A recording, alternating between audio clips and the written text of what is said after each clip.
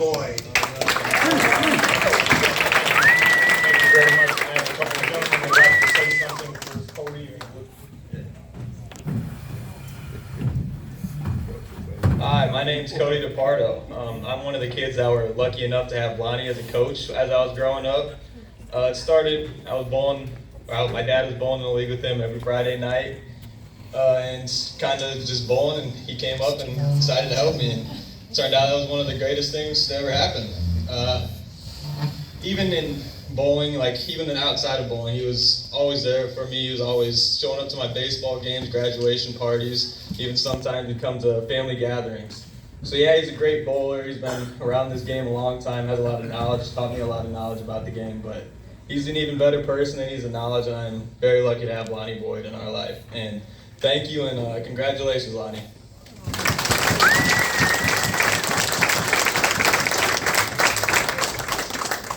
Hi, I'm Thomas Fisher, and I'm also another lucky one of Lonnie's students. Several years ago, when I started bowling, I noticed a kid about my age getting instruction from the man a few lanes down. This kid was throwing the ball so nicely and made the game look easy. He was giving tips and encouragement after every frame, so I went down with my mom to find out if he could teach me what he'd been teaching the other kid. He immediately said he'd be happy to, and followed it by saying, "I believe it's important to start right and upright. If you believe in that and trust that, you will go far in bowling and life." This is my introduction to Lonnie Boyd.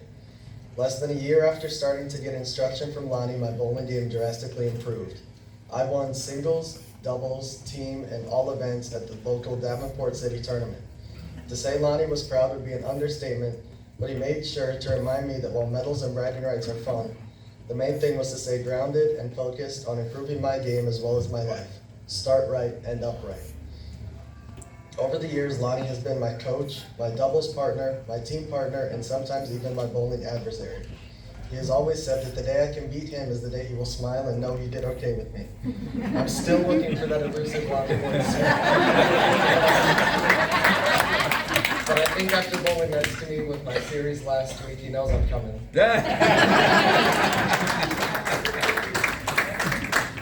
More importantly though, Lonnie has been a great friend. We consider him a member of our family.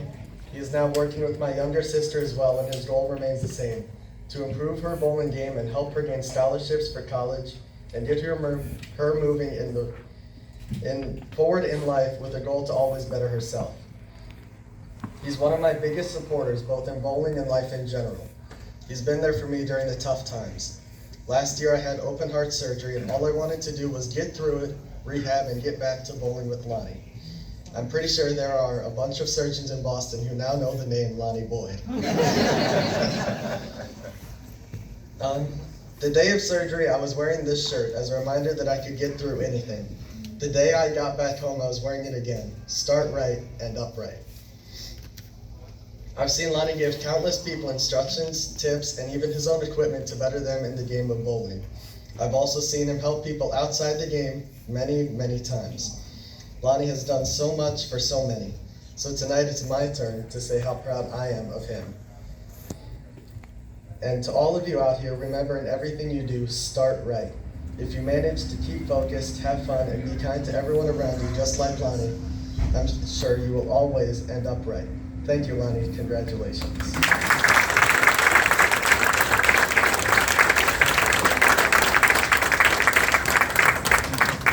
You guys gonna make me cry. Don't do that. You never helped me. It does not help for everybody, right? Giving glory to God, the leader of my life, to my friends and my family, to all the powers above who selected me to the great Rico Hall of Fame. Thank you so very much. Let me begin by saying, or let me ask each and every one of you one question. When you quit bowling, and maybe you go on to talk to God for a little while, what will people say to you? What will they say about you? What kind of legacy will you leave when you leave this earth? My wheels was turning when I got the call about you being selected for the Hall of Fame.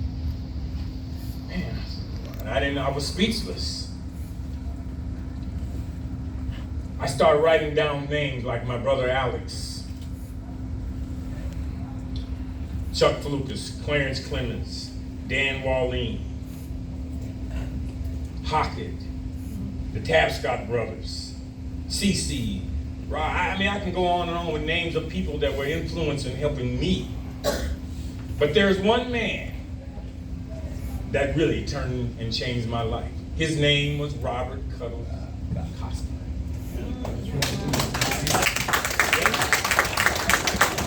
I'll never forget it. I was throwing the ball with Town and Country Lanes, didn't have a clue what I was doing. And this big fat, this oversized man came up to me and said, "You look good." I looked at him. I said, "What?" He said, "You look good." He said, "Huh?" I said, "What do you mean I look good?" He said, "I'm sorry, Bob, I don't go that way." He said, "No, seriously, I'm talking about how you release the ball. It's really incredible." He said, "And if you would like to be better, meet me out here next Wednesday, and I can give you all of the tools you need to be a better bowler." So I did.